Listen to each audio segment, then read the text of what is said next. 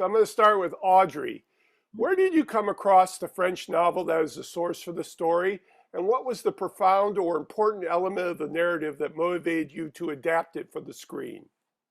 I wasn't looking for a book in order to make a movie. I just had an abortion myself. Someone advised me to read Annie Ernaux, and I love her work in general. And I was struck by, first thing, I was struck because I didn't know much about the real process of illegal abortion.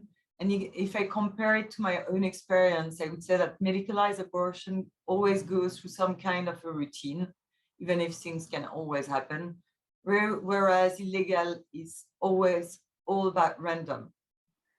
And I think that this random was hard to bear, because you never know who you're going to meet. Is that person is going to help or turn you to the police, if you will end up in jail or in an hospital. So this was some kind of an intimate thriller reading the book. And I had in mind after a while that I would love to make the movie be some kind of physical experience. Let's try not to look at that girl, but let's try to be her. Anamarie, what part of the character of Anne did you connect to that you felt was closest to the woman that you are in this part of the 21st century? As I often like to say, is that I think the character gave me more than I did. I think that she's so determined and ambitious and confident and independent, brave, that I try to steal those things from her and to keep them as long as possible with me. And I think that she helped me to, become a woman. I started the movie as a young lady and I finished it as a woman. And I think that it's because a part of Anne lives in me.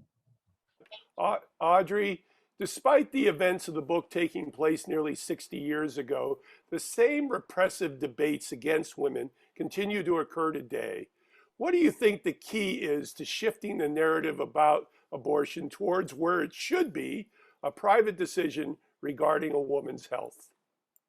I think that if we always are pros and against different sides and not being able to talk and discuss, nothing will ever change in any way. So the only thing that I had in mind is that if we have to go again through that debate, we should at least know what we're talking about.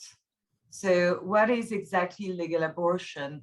And then we can decide. I mean, everyone is free to ask himself and find his own questions, but at least let's face what is illegal abortion, and then we can talk, and I'm always very open to debate. I think that's what changed the world. We were raised silent, we were raised not talking about those things, and people who don't want the world to change reinforce that silence. I think we can change that. Anne has many radical shifts of character as she's going through her situation. Which emotion and situation do you think defines that journey for her? And how did you and Audrey collaborate on the right tone for that emotion?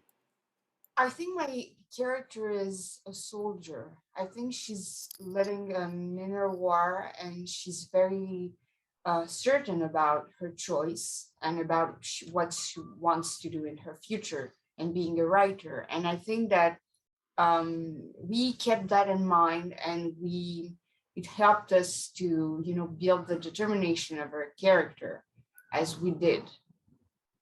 I believe that every man should see your film to create more empathy. In your opinions, what role do men need to take to be allies for pro-choice and women's health? And what is the best debate point against men who insist they know what is right for women who desire their own options? Okay, it was very important to me writing not to judge any of my character. And there are many males in the story, and they mostly are not, except for one character, they're not good or bad. They're actually just a product of a time, Sure. of a period. And they were raised not to think that this is their matter also. And they don't mostly know anything about the illegal abortion. But I mean, as a woman, I didn't exactly know what it was. So I understand that they don't neither, and through the journey of the movie, we talked with so many men that told us like we didn't know. Some of them fainted seeing the movie, or some of them told us as they could feel it in their body, you know. And I think it's the purpose of art, you know. You get to share experience you would have never been through if not for a movie. You know, I think that the strength of a movie is that it doesn't give you answers, but it asks questions. And I'm very curious about the questions and the discussions that the movie can bring. It's said every film production alters perspective in creator and an actor. How did The Happening change your perspectives about life and being a woman? The story of this young girl who wants to say out loud she will one day be a writer. I think I really became a filmmaker doing that movie. And I saw something changing about you being an actress doing it. So it was the three of us, Annie Ernaux, maybe the four of us, Annie Ernaux, the character, Anamarie, and I, all together, walking through some kind of freedom and allowing ourselves to say exactly whatever we want to be or do with our lives. So what was the most difficult day on the set as far as how you were approaching the material and the story? There is a scene where the amount of pain is at the climax. And I think that this one in particular was pretty hard to manage to do, because I mean, this scene is very well detailed in the book. And so right on set, I was thinking, okay, I know precisely what I have to play because it's written, and I play it and it doesn't work.